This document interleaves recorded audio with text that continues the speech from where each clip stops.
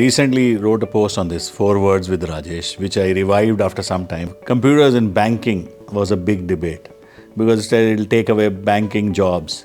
Have the banks closed down? Have the banking jobs been lost? No.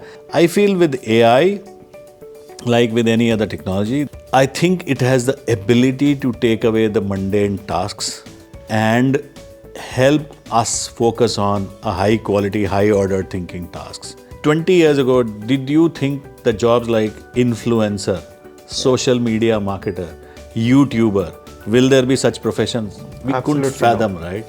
I mean, it's wrong for us to fear something and say, what could it happen? India as a superpower in 2030, what are your views on that? I have been a firm believer again that partners and alliances play a key role. More transformations like these need to happen. And that's one of the Kellogg's stated objective also, that we are saying, you have a tech, you don't know how to take it to the customers, we are there to help you build that plan and build that strategy. It's wrong to apply the same benchmarks of a previous generation to the current generation to expect them to work like that. Do you expect the current generation to work at 64 kbps network? No. Rapid fire round with Rajesh Janey. Your favorite movie, your favorite destination, your favorite gadget. So early morning yoga or evening gym? Work from home or work from office? What's your favorite Gen Z lingo? Your favorite company? Now it gets a bit...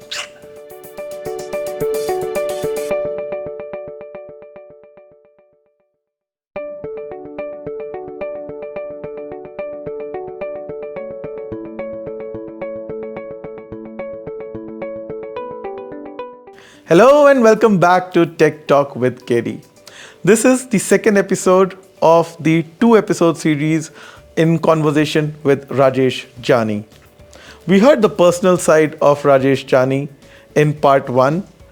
The link is available in the description if you haven't seen it. The aura of Rajesh Janey we spoke about. But since he spends so much time in tech, how can we let go of him without talking the trending tech topics? So let's hear Rajesh Janey on the trending tech topics. So RJ 2.0, right? And we spoke about work-life integration. So we heard about Scalorg as a major part of RJ 2.0. What's been your focus personally, as a family and of course the Scalorg part, but what's been your focus? Excellent. Kerry, I recently wrote a post on this, 4 words with Rajesh, which I revived after some time. It's more a static format now, not a video. And the focus of RJ 2.0 personally has been on 4 Fs. The 4 F words, if you were to call them, right? The first one is finance. I could take that decision because I had achieved financial independence. So managing the finances and making sure that we are financially healthy is one piece. The second is fitness. There's no point in living life if you're not fit enough. So the second focus has been the fitness piece of it. The third is friends and family. Spending time as much with friends and families, friends whom I have lost connect with, or family members who were in distant places and I couldn't visit. Go visit them. Last but not least, having fun. While we had fun in office as well, now this is having fun with more friends, family in a casual fashion and more on the family life. So 4 F words has been the personal focus of RJ 2.0. Wow, that's so amazing, right? So I wanted to ask you, now the world is moving towards AI. You have 3 to 4 generations in front of you. You've seen 3 to 4 generations, and in each and every generation, there was this time when the AI came in. Everybody said people will lose jobs. That did not happen. It ended up creating more jobs. Then cloud came in and they said, oh, the data centers are going to go away and this is going to happen. People will lose jobs. There was this fear again. Then automation came in, right? Process automation. I was a part of robotic process automation. I was in UiPath. At that time, there was a huge fear, oh, the bots are going to take away all the jobs. It ended up creating more jobs, right? And I see the overall expanse is increasing. With generative AI now coming in, again there is a fear, and it's a very profound fear this time around that the entire job is being done by the AI. It is creating presentations, it is doing this, that, it is writing code, all of that. How profound do you feel that this fear is? So let me first correct. I have seen 3 or 4 generations or more generations on the IT side, not on the humanity side. That's what you meant. I'm not that ancient or old, but yeah, Correct, that's what. correct. Just on the lighter way. On the IT side, absolutely. So, see, these things like automation, computerization have always been challenged, and there are always fears. So when I was starting out, computers in banking was a big debate because it will take away banking jobs, right? And therefore, the unions had allowed only ALPM, advanced ledger posting machines, to be used, not computers. It took a while before computers came in. Have the banks closed down? Have the banking jobs been lost? No. Banks are exploding, right? The computers have only made it more efficient. Customer service has improved, and so many other things have happened related to the customer satisfaction. You spoke about cloud, you spoke about data centers, right? And I've seen the revolution of a PC coming in, that PC will take away all the routine jobs, and what will a personal computer do, and we won't need secretaries, we won't need admins and all that. No, it just improved efficiency, it improved the quality of the work being done by an individual, and human beings moved from a mundane task of typewriting also, just take word processing, to a much more efficient task. You spoke about RPA or automation. Same thing, fears were unfounded.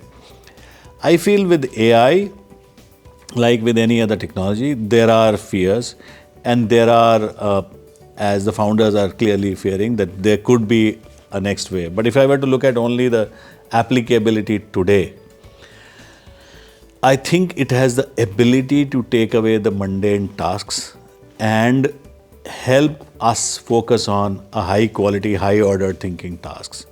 What does that mean? It means that we will end up reskilling the generation on prompt engineering versus code writing, right? A prompt engineering will become a new profession, right?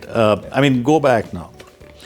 20 years ago, did you think that jobs like influencer, social media marketer, YouTuber, will there be such professions? We Absolutely couldn't fathom, not. right? It's wrong for us to fear something and say, what could it happen?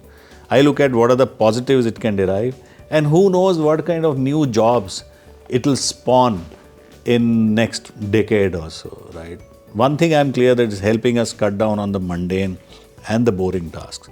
You read some of the articles on financial sites, when you read, it says, article was created using AI, but edited by a human editor. Which is fair, because the mundane task of writing or copyright is now given to AI. Coding, right?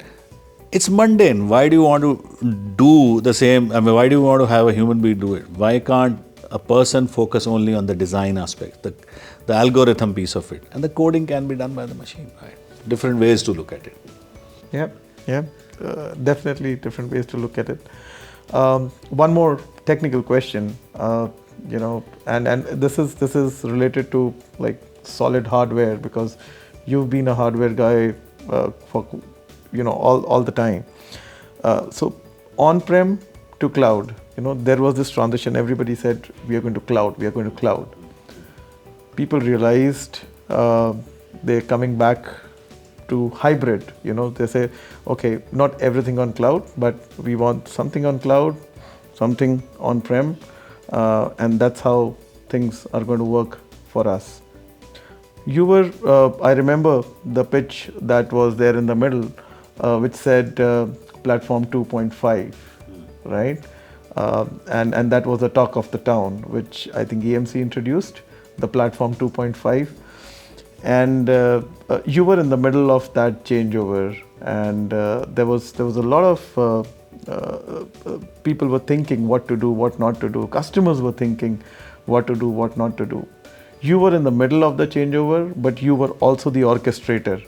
How did you manage that shift? How did you manage that change? Manage the change of on-premise to cloud is what you're talking about? Convincing from that, there is something in the middle too. Okay, that way. The hybrid piece of it. Yeah, because it was platform 2 and platform 3 everybody talking Correct. about, and here was, EMC and you talking about platform 2.5. So that is. See, there were multiple things. Anytime a new technology comes up, we are hearing about AI, we heard about RPA, a couple of years ago we heard about cloud that way. So everybody wants to ride that bandwagon. But I think once you have seen multiple cycles, clearly you realize that there is a use case for everything. And our point that time was that while there is a clear use case for cloud where you want scalability, you want less of administration and everything else, there is a clear-cut case of having on-premise also when you want latency, you want security data, you want privacy of data, or you want data gravity, right? A lot of things will need to be done on-premise. So what you're saying, what we saw was a wave of euphoria. Some applications were migrated to cloud without realizing that these were not cloud ready. The expenses shot through the roof, right? And then there was a bit of a recalibration happening at the customer side. And that's what we were from beginning advocating. The right path is in the middle somewhere, right? So it comes from, Kerry, understanding the customer's environment, understanding their application, understanding the use cases, right? And then guiding the customers or consulting the customers on the right way. We were not, a natural way for us would have been, no, cloud is not happening, let's stay on-premise because that's what our bread and butter was. But we were clear, no, it's happening, but the middle ground is, the truth is somewhere in the middle ground, and that is exactly what is happening today. And how do you feel about it? That what you thought is actually happening is I would the say reality. I was part of the organization which thought it, so I feel good that what we were saying is what we are seeing continuing and is being practiced. And so another question on the ecosystem. You've handled ecosystem for quite some time, and India as a superpower in 2030. While we see a lot of technologies coming in, I think we need to be ready with the right kind of use cases being put across these technologies to be ready. Because I feel if we have to become a superpower in 2030, which is the target, I think the technology readiness and the use case readiness needs to be there. What are your views on that? See, like Kiri, we have always discussed in the past also, I'm a firm believer that tech is only as good as its use case, right? I can have the best of the technologies, but if I can't relate it to a business or a consumer problem solving or a solution, it's of no use, right? Remember, we used to discuss this in office, that I have this great feature. The question to ask always was, so what? How does it help the customer? We kept asking, so what, so what, so. Likewise, the case with tech. Tech can be anything. Does it solve a consumer problem? Does it solve a social problem? Does it solve a business problem? How do you build that, right? And that is where I have been a firm believer again that partners and alliances play a key role. The large GSIs, the large partners, the large system integrators, or even mid-sized partners, take these technologies with them, build an offering and provide a solution for your day-to-day problems. Or let's say government wants to solve healthcare problem or a social problem, right? That is where the true power of technology comes out. Let's take an example of any app that we use on an everyday basis. Let's take a food ordering app, right? It could have remained a food ordering app standalone, but what did it do? It built partners, or it built a network of restaurants on one side. It built partnership with the consumers on the other side. So this became a platform. From a pure tech, it built a use case of ease of food ordering, right? And suddenly that industry itself boomed. Yeah. It could have remained a tech platform, nothing would have happened. But the ability to build an ecosystem on this side and the consumption side has been the key. Likewise, any tech, It has to translate, if it has to translate into business or social or consumer need, one of the few of the companies will have to come as a SI or a partner or a channel or an alliances to translate that into a use case for the business or social or any usage. What a wonderful example. And I clearly remember, we used to read reviews on Zomato, right? And then it got transformed into delivering food and tied up with various restaurants. Similarly, other payment gateways as well, right? And UPI came in. And I really think that the ease of paying or ease of paying through an app, through your phone, I think it's the best in India, because if I've traveled around the world, it's not that easy. It's not that easy. I think it's really transformed, and more transformations like these need to happen. And that's one of the Kellogg's stated objective also, that we are saying, you have a tech, you don't know how to take it to the customers, we are there to help you build that plan and build that strategy. Awesome. Wow. So, sir, a lot of youngsters also watch these episodes, and I really wanted to bring about a point because, and I thought who better to talk to. You are also a father to two sons. So what I've been hearing of late is it's not very nice things about people saying that the new generation that is coming in, that new generation is very relaxed, very chilled out. They want to go home at 6. They don't want to work over the weekends, and this and that. And here we were, so my first job, I was in Emphasis, and we were working against terrible deadlines, honestly, impractical deadlines. And I remember we used to stay over like 4 days at a stretch in the office. My office was in Leela Business Park, and Leela, at that time it was Leela Panta, now Leela Kempinski. So over there, so we had a room over there, and sometimes we used to go over there, and if that room was full, we used to sleep in a sleeping bag. So we arranged for sleeping bag.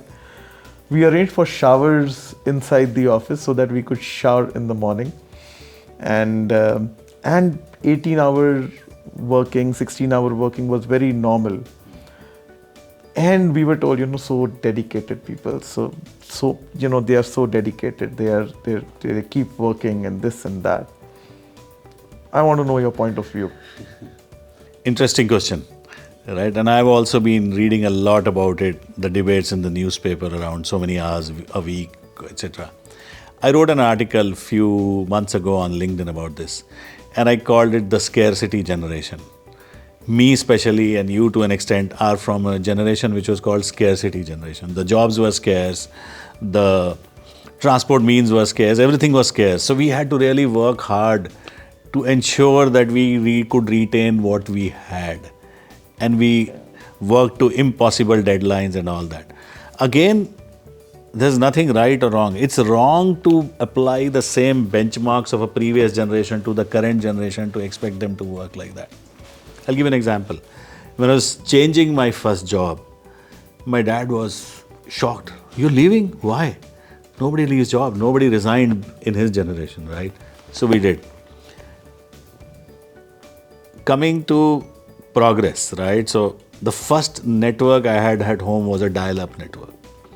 Then came, when we moved to Gurgaon, we got 64 kbps DSL. So 64 kbps was the thing. Today 1 gig, right? So do you expect the current generation to work at 64 kbps network? No. We were happy with 64 kbps because we were a scarcity generation. हमने तो dial-up देखा. 64 was a dream come true. So 300 Mbps is like, wow, luxury. And you say, oh, this generation is built on luxury. No. I'm saying they have their own set of benchmarks and their own set of issues to deal with. They are living in a world of information overload. They're living in a world of technology changes every day. They've seen 3 years of lockdown and work from home and study from home kind of a culture.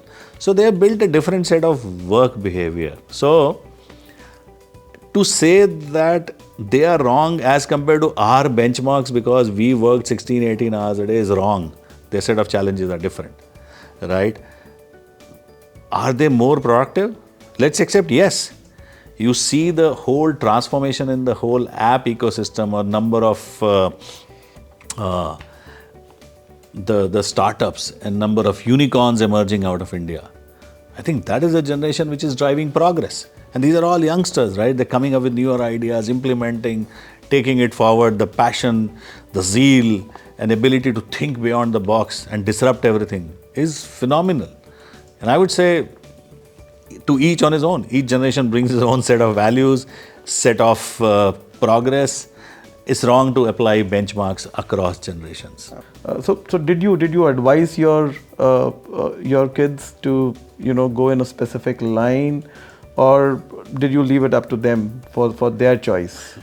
I would say I found them to be more aware. They bounced off ideas, but when they were bouncing off ideas, they were more aware of what's available today. Yeah. For me, the life stopped. I mean, for our generation, life stopped being a doctor, being an engineer, or or getting into a commerce thing. That's it. Yeah.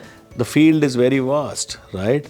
And they really know what to do, right? And therefore, I let them be and I supported them. That's how it has been, right? And it's sort of reverse mentoring also. Yeah. We spoke about that, and because when you interact with them, you realize, oh yeah, this guy knows more, so let him pursue what he wants to pursue. In fact, first time I'm saying this on camera that I was wanting to be a doctor. The only reason I did not get to become a doctor and I had to get into engineering was that I was getting admission in MBBS in Nasik. I was living in Mumbai. Being the only son, I was not allowed to go. They said, okay, you're getting engineering too. You just do engineering, sit over here, do your engineering, and that's it, you're done, right? So yeah, and I don't see that with my kids. So my elder kid is very clear. Right now he's very clear. I don't know what will happen in the future, but he's like, I want to go to, I want to get into astronomy, and I want to, go to NASA and this and that. So that's where the kids of today are, and yeah. So I'll take that advice that I am not going to advise them anything. I mean, I will still advise to take the right steps, but what they want to do is, I think we should leave it up to them. Plus, it's a long haul. Where I started, I had my education in electronics and communication. I started in factory. I went to service engineering. I went to sales. Much later as a country leader, right? Who would have planned? Who would have thought? My elder one, he did his undergrad in gaming, but he had a minor in comp science. So he worked in comp science, not in gaming. He did his master's in data science. Oh, wow. So that's how it is. My younger one is doing some maths thing. He's doing in data theory, right? So to each one his own, and who knows, education is one piece of it. It's the foundation. Correct. But what you end up doing could be very different. Correct. Very, very different from what you got educated in. But the basics and fundamentals stay. Stay. Correct. So, sir, a few questions again that I've got from audience people who poll. know you and the audience. And what I've done is I've put it into a rapid fire. So I'm not going to give you much time. Okay. And you have to answer it in one word or 3 or 4 words max. Okay. Time starts. Exception is the last question, last 2 questions. So there you can elaborate. Okay. So here we go. Rapid fire round with Rajesh Janey.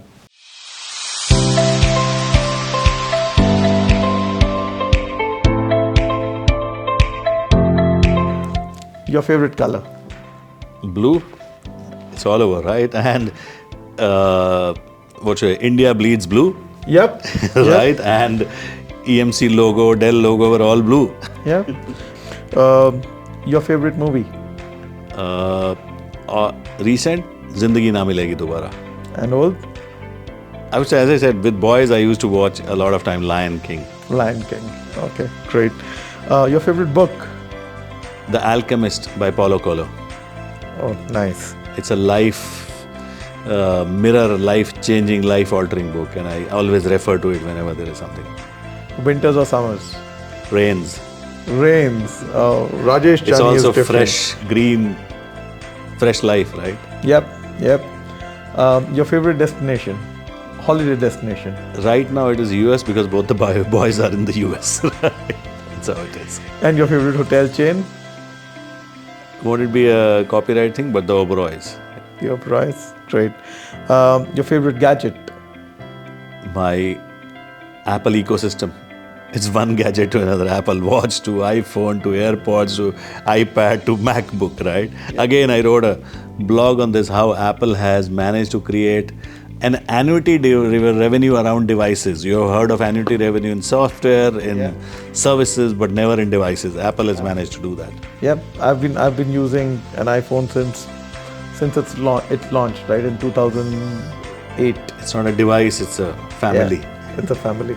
Yeah, and so early morning yoga or evening gym? Early morning walk. Early morning brisk walk. Okay. Work from home or work from office? There is merit in both. This will be a longish answer. Okay. Before COVID hit, I always believed work from office is the best. Because you tend to build relationship. As I said, you can look at people's face and say, okay, somebody is not very happy, let me ask him what happened. Is he all right or is she all right? Right? Teamwork, collaboration, engagement, everything happens much better in person than on. You don't build personal relation being virtual, but being virtual or working from home gives flexibility to folks to handle work-life balance. It's far more productive, as studies have shown. It becomes much more efficient because you don't spend 3 hours in traffic every day or 2 hours depending on what you're saying. So those are the merits. I would say the current hybrid model is probably the best mix of both the worlds. Absolutely. And everybody is going for that, right? Correct. So COVID has given us time to think, reflect and learn. And also given us tools and technology to handle work from home, study from home. Absolutely. Example, recently Delhi schools were closed because of pollution. Studies didn't stop because COVID has taught the teachers how to take education at home and things were continuing. Yeah. No loss suffered by kids. Cool. What's your favorite Gen Z lingo? And I link it to the movie YOLO. You live only once. Zindagi na milegi dobara. Right? Awesome. That's why whole RJ 2.0, that you have to live it and you have to do it before you die, right? Absolutely. Completely in agreement. Your favorite company? Now it gets a bit... 2. Okay. I mean, I would say EMC first. Oh, of course. That's where, of course, all of us. Yeah. Wipro. Your favorite advertisement? Amul. The kind of creativity, topicality, and every day they come up with those hoardings and print ads. If you've seen, they're very, very topical, very creative. Hats off. Yep. Your most memorable deal? For many, but the one I'll always cherish is ITC deal. This was the biggest win for the district at that point in time. That deal gave me a lot of confidence to lead the large deal as a person, as a leader, as a manager. And it has built relationships which are still very, very valuable to me. The customer relation that I built. They're very close to me and they're very, very valuable. Your favorite brand and why? In what area? Whatever. I mean, there will be many. For luggage, it will be Tumi. For pens, it will be Montblanc. But if you say overall brand that I love the most, will be Tata. The kind of trust, reliability, confidence that one tends to associate with that brand is that you say, okay, if it is Tata branded, I'll just go eyes closed. There can't be anything wrong. Top 3 in your bucket list. Top 3 activities in your bucket list. Top 3 activities for 2024. For 2024. Yeah. So first is joining our younger ones' graduation in June. Right. If possible, watch a cricket match in the US T20 World Cup. Oh. Right. Third, get back to my reading habit. finish some of the books that I've started reading. Awesome. You've come out with flying colors in the rapid fire. There's no competition though. But yeah, it was really fun. It was, as I said earlier, a privilege talking to you, and I'm truly honored. And thank you so much for featuring on Tech Talk with KD, for talking to me on Tech Talk with KD. Thank you, Kerry. Thank you for having me, and it's my pleasure and my privilege. Thank you. Thank you so much. Thank you. So you heard Rajesh Janey talking about his life experiences and the trending tech topics. We will hear from another guest and have another tech topic on Tech Talk with KD very soon. Stay tuned, like and subscribe our channel, and do share with like-minded people. Thank you.